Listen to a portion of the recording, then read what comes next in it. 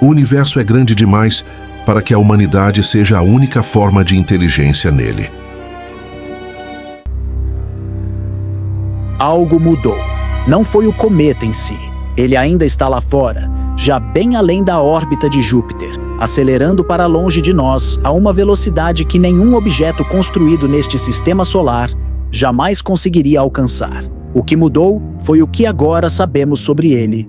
Ou mais precisamente, o que apenas alguns cientistas estão começando a entender neste exato momento. E o timing dessa compreensão é exatamente o que você precisa prestar atenção, porque existe uma reunião agendada para o final de março de 2026. Uma reunião entre as equipes de instrumentos de uma das sondas espaciais mais avançadas já lançadas para o espaço profundo. E o que eles vão discutir nessa reunião está guardado em armazenamento de dados desde novembro do ano passado. 4 meses de espera, 4 meses de silêncio, antes que alguém dissesse uma palavra sequer. Deixe-me explicar por que esse silêncio deveria interessar você. Porque o que estou prestes a apresentar, peça por peça, não foi montado dessa forma em nenhuma cobertura mainstream. E há algo no final dessa cadeia de evidências que preciso que você absorva. Algo que não tem uma resposta limpa. Algo que a reunião do final de março vai resolver ou tornar significativamente pior. Pense nisso. Antes de revelarmos exatamente o que a sonda JUICE descobriu sobre o 3I Atlas e por que os dados foram retidos por 4 meses completos, se você quer acompanhar cada atualização até a reunião fechada de março, não esqueça de clicar no botão de inscrever-se e ativar as notificações. Porque o que está prestes a ser revelado pode ser a confirmação mais importante ou a maior decepção da astronomia recente. E deixe um comentário dizendo: você acha que o silêncio de 4 meses é procedimento normal ou há algo que não querem revelar ainda? Em novembro de 2025, a sonda JUICE, da Agência Espacial Europeia, que significa Jupiter Icy Moons Explorer, apontou 5 de seus instrumentos científicos diretamente para o 3I Atlas. Não foi um instrumento, não foram 2, foram 5 instrumentos funcionando simultaneamente. Uma sonda espacial construída para estudar Júpiter e suas luas geladas gastou uma janela inteira de observação redirecionada para um cometa. 12 imagens separadas foram capturadas apenas pela câmera Janus no dia 6 de novembro, exatamente 7 dias depois que o 3I Atlas fez sua aproximação mais próxima do Sol. E então, o silêncio começou. A razão dada para o atraso é tecnicamente direta. Durante aquelas observações de novembro, a JUICE estava posicionada no lado oposto do Sol em relação à Terra. Isso criou um gargalo de comunicação. Os dados tiveram que ser transmitidos a uma taxa drasticamente reduzida. Os cientistas tiveram que esperar. De acordo com declarações liberadas nos últimos dias, o conjunto completo de dados da JUICE só chegou nas mãos dos pesquisadores na última semana de fevereiro de 2026. E as equipes de instrumentos não vão se reunir formalmente para compartilhar suas descobertas até o final de março. Então, aqui estamos nós, 4 meses depois que aquelas imagens foram tiradas. Neste exato momento, em algum lugar das instituições de pesquisa europeias, há pessoas analisando imagens, espectrometria e dados de partículas que o resto do mundo nunca viu. E elas não vão nos dizer o que encontraram até o final de março, na melhor das hipóteses. A ciência normal não funciona dessa maneira. Quando os astrônomos encontram algo extraordinário, os pré-prints são publicados em questão de dias. Os pesquisadores postam em fóruns. A mídia pega a história. O pipeline é rápido, até mesmo caótico. Mas este caso tem sido notavelmente estruturado, calmo, quase protocolar. A implantação escalonada de instrumentos, o cronograma metódico de observação, o atraso silencioso e agora a reunião de portas fechadas antes de qualquer liberação pública. Esse arco parece menos como ciência oportunista e mais como uma investigação cuidadosamente gerenciada. Uma investigação sobre o que exatamente? Eles não disseram.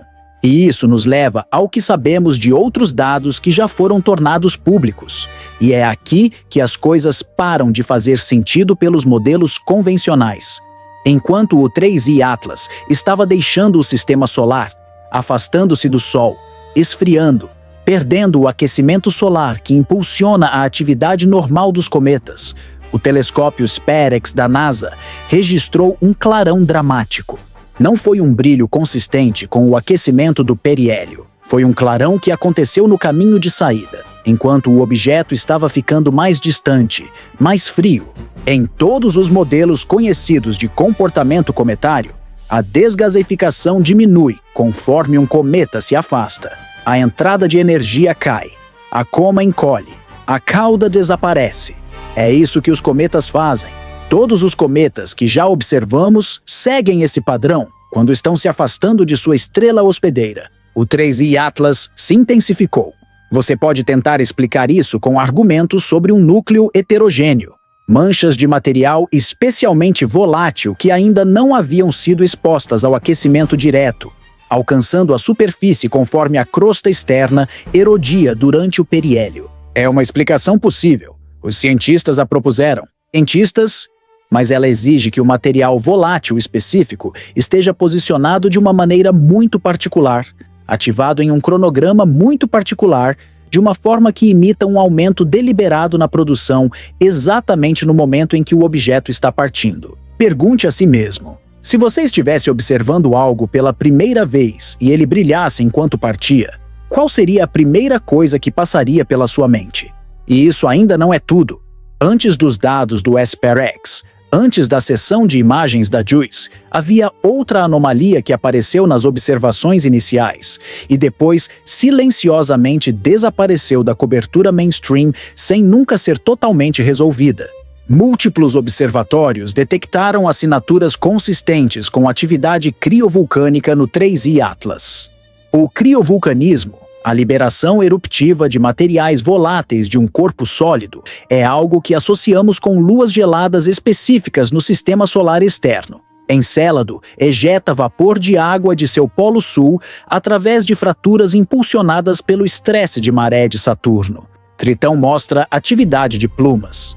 Esses objetos têm fontes internas de calor. Eles são geologicamente ativos de maneiras que requerem entrada de energia sustentada ao longo do tempo geológico. Um cometa interestelar passando pelo nosso sistema, talvez pela primeira vez, não deveria exibir esse tipo de comportamento eruptivo estruturado. Ele deveria desgasificar, sublimar, talvez se fragmentar. Mas atividade direcional estruturada do tipo criovulcânica implica algo organizado abaixo da superfície. Os relatórios surgiram, as discussões aconteceram, e então, sem resolução, a conversa seguiu em frente para a próxima descoberta. A cobertura científica normalmente não funciona dessa maneira. Você não deixa uma alegação importante sem resolução e simplesmente segue em frente. As alegações são confirmadas ou são retratadas. O silêncio em torno dos relatórios de criovulcanismo é seu próprio tipo de sinal. Depois há o brilho de raio-x. Os cientistas detectaram uma emissão de raio-x ao redor do 3I Atlas, estendendo-se a aproximadamente 250 mil quilômetros do núcleo do cometa para o espaço circundante. Para dar uma referência física, a Lua está aproximadamente a essa mesma distância da Terra. O halo de raio-x ao redor deste objeto tinha em sua fronteira detectada a largura de toda a distância Terra-Lua, se estendendo de um lado ao outro. Existe um mecanismo conhecido para a emissão de raio-x cometária. A troca de carga do vento solar, onde partículas altamente carregadas do Sol interagem com moléculas neutras na coma do cometa, produz assinaturas de raio-x suaves. Isso foi observado, é física real. Mas a extensão documentada aqui levantou questões que múltiplas equipes ainda estão trabalhando. O que estava sendo mapeado não era uma assinatura fraca. Era algo substancial o suficiente para ser detectado através de uma distância que rivaliza com a separação orbital da Lua. Os 5 instrumentos da JUICE também mediram o ambiente de partículas ao redor deste cometa, as assinaturas espectrais moleculares no infravermelho, as espécies moleculares submilimétricas, a produção ultravioleta e as imagens visíveis de alta resolução. Todos esses dados estão sentados nas mãos de equipes que ainda não estão autorizadas ou ainda não estão prontas para dizer publicamente o que encontraram. Vamos falar sobre o que esses instrumentos foram realmente projetados para fazer, porque isso importa. O MAGIS, o espectrômetro de imageamento de luas e Júpiter, foi construído para analisar superfícies e atmosferas geladas. Ele divide a luz no alcance visível e infravermelho próximo para determinar a composição química. As equipes de instrumentos que o construíram passaram anos calibrando-o contra corpos gelados conhecidos, para que pudessem reconhecer como diferentes composições se parecem. Quando você aponta algo assim para o 3I Atlas, você não está fazendo observação casual. Você está comparando sua assinatura espectral contra uma biblioteca de mundos gelados conhecidos para ver do que essa coisa é realmente feita.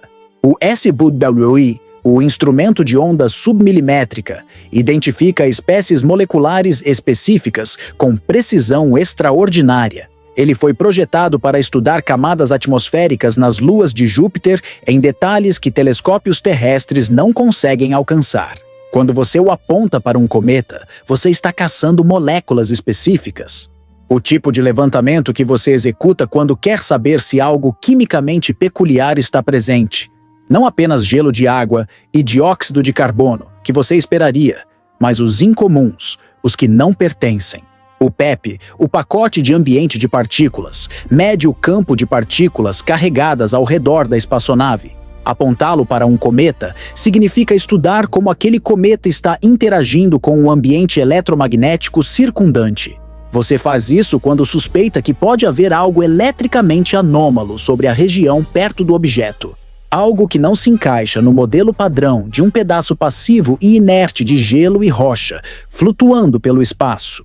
5 instrumentos, todos especializados, todos redirecionados de sua missão primária para estudar este único objeto por um período prolongado em novembro de 2025. E os dados só foram liberados para os cientistas 4 meses depois, com a reunião de discussão formal ainda a semanas de distância de agora. Pare. Eu preciso que você realmente segure o que acabei de descrever. Não foi um instrumento. Foram 5. Uma missão que custou mais de 1,5 bilhão de euros, construída especificamente para as luas geladas de Júpiter, gastou uma janela inteira de observação, apontada para um cometa que não tem nada a ver com seu objetivo científico primário. Ninguém faz isso casualmente. Ninguém redireciona 5 instrumentos especializados em uma sonda de espaço profundo em direção a um objeto sem relevância para a missão, a menos que haja uma razão convincente para fazê-lo. E essa razão não foi publicamente declarada. Nós temos os registros de observação. Nós temos a lista de instrumentos. Nós não temos a justificativa que desencadeou a decisão. Essa lacuna não é um acidente. Essa lacuna é a história. E enquanto a JUICE conduzia suas observações em novembro, enquanto a NASA retinha as imagens da Mars Reconnaissance Orbiter por 5 meses completos, a China estava fazendo algo diferente. A sonda Tianwen-1 divulgou seus dados do periélio 48 horas, após a passagem mais próxima do 3I Atlas ao Sol. 48 horas. A Agência Espacial Europeia liberou análises espectrais da Mars Express 1 semana depois. 1 semana. Ambas as agências publicaram relatórios técnicos completos, metodologia, calibração, análise de erros.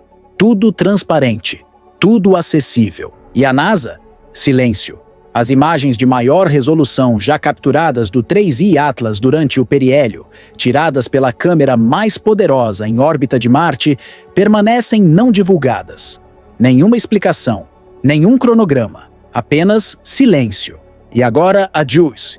4 meses de atraso, reunião de portas fechadas, liberação coordenada. Você não acha isso estranho? Essa diferença entre como a China e a Europa lidaram com seus dados versus como a NASA e agora a JUICE estão lidando com os deles. Porque há um padrão aqui. E esse padrão não é sobre capacidade técnica ou restrições de comunicação. É sobre escolhas. Escolhas sobre quando falar e o que dizer. E a pergunta que você deveria estar se fazendo é: por quê? O que justifica esse nível de cuidado processual? Que tipo de descoberta requer esse tipo de protocolo estruturado? E tem mais uma coisa que você precisa saber. O 3I Atlas não está apenas passando pela região de Júpiter aleatoriamente. Ele está indo para Ganimedes, a maior lua de Júpiter, maior que o planeta Mercúrio. E Ganimedes não é uma lua qualquer. Ela é o único satélite natural no sistema solar com seu próprio campo magnético intrínseco. Ela tem uma atmosfera rarefeita, contendo oxigênio. Ela tem um oceano subterrâneo de água salgada com mais de 100 quilômetros de profundidade sob a crosta de gelo. E os cientistas acreditam que esse oceano pode ter condições adequadas para a vida. E aqui está a coincidência interessante. A Agência Espacial Europeia acabou de aprovar e está financiando ativamente a missão JUICE para Ganimedes. Chegada prevista em 2031. De repente, todo mundo quer estudar Ganimedes. Artigos científicos sobre Ganimedes aumentaram. Propostas de missão para Ganimedes estão sendo aceleradas. E tudo isso está acontecendo exatamente ao mesmo tempo que o 3I Atlas está se dirigindo para essa mesma lua. Então me diga, você acha que é coincidência que o interesse científico em Ganimedes explodiu no mesmo período em que um objeto interestelar está traçando uma rota diretamente para lá? Você acha que é coincidência que instrumentos de 1,5 bilhão de euros foram redirecionados para observar esse objeto em novembro e os dados estão sendo retidos até março, exatamente quando o objeto estará chegando à região de Júpiter? Porque o dia 17 de março de 2026 está chegando, daqui a menos de 2 semanas. Esse é o dia em que o 3I Atlas vai passar pela região orbital de Ganimedes, e a reunião da JUICE está agendada para o final desse mesmo mês. O timing não é aleatório. Nada sobre isso é aleatório. E isso nos leva à parte onde eu quero que você pense cuidadosamente sobre o que está realmente sendo descrito aqui. A resposta institucional ao 3I Atlas tem sido metódica de uma maneira que parece diferente dos objetos interestelares anteriores. Quando Oumuamua passou em 2017, havia caos na comunidade científica, artigos rápidos, debates públicos, interpretações contestadas que se desenrolaram em tempo real. A conversa científica foi bagunçada e visível. Quando Borisov chegou em 2019, as observações foram compartilhadas rapidamente. Os artigos foram publicados rapidamente. As conclusões foram alcançadas em meses. Com o 3I Atlas, o pipeline de dados tem sido gerenciado com o que eu só posso descrever como deliberação em comum. A implantação escalonada de instrumentos, a janela de observação de 1 mês em novembro, o atraso estruturado, a liberação coordenada para as equipes simultaneamente e a reunião de final de março onde eles vão apresentar descobertas juntos, em vez de independentemente. Parece um protocolo que foi preparado antecipadamente, não improvisado em torno de uma descoberta inesperada. Um protocolo com portões e estágios de revisão e um cronograma estruturado para a liberação de informação. Por que você precisaria de um protocolo assim? Que tipo de descoberta justifica esse nível de cuidado processual? Eu não vou responder essa pergunta por você. Isso seria muito fácil. E, francamente, eu acho que você é inteligente o suficiente para sentar com a ambiguidade e tirar suas próprias conclusões quando tiver o quadro completo. O que eu vou te dizer é que tudo que eu descrevi é baseado em fontes verificadas e publicamente disponíveis. A própria liberação da ESA sobre os dados da JUICE, os relatórios observacionais do SPAREX da NASA, a cobertura publicada sobre a sessão de imageamento de 6 de novembro, as 12 imagens, a distância de 66 milhões de quilômetros entre a JUICE e o cometa, quando aquelas imagens foram tiradas. Tudo público, tudo real, tudo apontando em uma direção que ainda não foi completamente nomeada. As reuniões do final de março vão produzir resultados. Esses resultados vão entrar em artigos, e esses artigos eventualmente se tornarão públicos. Alguns vão para servidores de pré-print primeiro, alguns vão diretamente através de periódicos. Até o momento em que você ler uma manchete oficial em algum lugar, os dados terão sido filtrados através de revisão institucional e enquadramento. E a pergunta que eu continuo voltando, a que eu genuinamente não consigo parar de pensar, é esta. Se os dados da JUICE confirmarem que o 3i Atlas é exatamente o que parece ser, um pedaço de gelo incomumente ativo de outro sistema estelar, exótico mas explicável, um marco científico e nada mais, então, tudo bem. A ciência avançou. Nós aprendemos. E seguimos em frente. Mas e se não for isso? E se a resposta acabar sendo a segunda opção? Aquela que ninguém quer dizer em voz alta. Aquela que requer conversas cuidadosas e fraseamento preciso e liberação coordenada. Se a resposta fosse essa, eles realmente nos diriam tudo imediatamente? Ou haveria um processo? Uma revisão? Um fraseamento cuidadoso? Uma liberação coordenada exatamente como a que já está acontecendo? Pense nisso, porque o silêncio que estamos observando agora, os 4 meses de espera, a reunião de portas fechadas, o protocolo estruturado, tudo isso já é uma resposta. Só não sabemos ainda a qual pergunta. O 3i Atlas ainda está lá fora, acelerando, já além de Júpiter, já mais distante do que qualquer sonda construída por humanos, exceto as Voyagers, voltando para a escuridão entre as estrelas. E tudo que nossos instrumentos coletaram sobre ele está armazenado em drives e nas memórias de algumas dezenas de cientistas que ainda não falaram publicamente. Eles vão falar em breve. E quando falarem, uma de 2 coisas vai acontecer. Ou os dados vão confirmar que não há nada além do que esperávamos. Ou não vão. E saberemos pelo fraseamento, pela estrutura da liberação, pelo que eles escolhem enfatizar e pelo que eles escolhem não mencionar. Se este vídeo fez você perceber que estamos vivendo nas últimas semanas, antes de uma revelação significativa ou de uma decepção monumental, não esqueça de clicar no botão de curtir e se inscrever neste canal. Estaremos aqui em cada estágio desse processo. Estaremos monitorando os servidores de pré-print. Estaremos acompanhando os anúncios das equipes de instrumentos.